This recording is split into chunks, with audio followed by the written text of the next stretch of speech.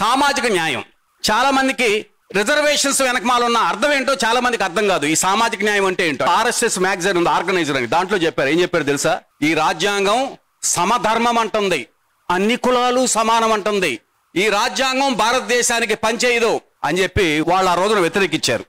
ఈ రాజ్యాంగ విశిష్టతను మీరు అర్థం చేసుకోవాలంటే ముఖ్యంగా మనుధర్మం ఏం చెప్పిందో మనం చెప్పుకోవాలి. కులం అనేది దైవికం, దేవుడి దగ్గర నుంచి వచ్చిన కులం. కొన్ని కులాలు ఏమన్నా పుట్టుకతోటే చాలా పవిత్రంగా పుడతాయి, వాళ్ళు జీవించే విధానం కూడా పవిత్రంగా ఉంటుంది. దయచేసి గమనించాలి. కొన్ని కులాలు అపవిత్రంగా పుట్టినవి, వాళ్ళు పుట్టుకతోటి అపవిత్రంగా ఉంటారు, వాళ్ళ జీవన విధానం మరణించేదాకా కూడా వాళ్ళు అపవిత్రంగానే ఉంటారు. దయచేసి గమనించాలి.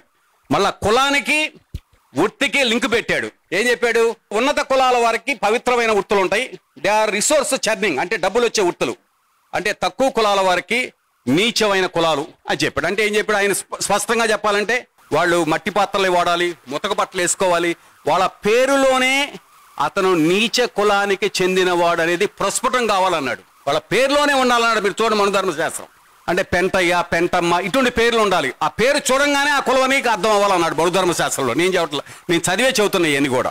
కానీ మన రాజ్యాంగం ఏముంటుందంటే constitution assures equality of status and opportunity irrespective of caste, creed, language, religion, ethnicity. అంటే నీ రాజ్యాంగము కులపరంగా వస్తున్నటువంటి స్టేటస్ ఏదైతే ఉందో దాన్ని గుర్తించటల్లా. ఏమంటుంది?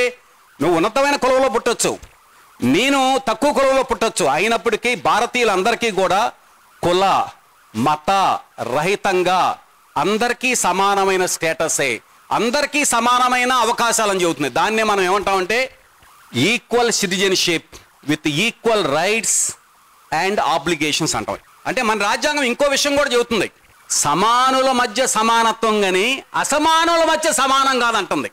ఇప్పుడు నాకు PT ఉషాకి ఇద్దరికి రన్నింగ్ పోటీ పెట్టారు, ఎవరు గెలుస్తారు చెప్పండి? ఆమె గెలుస్తుంది కదా.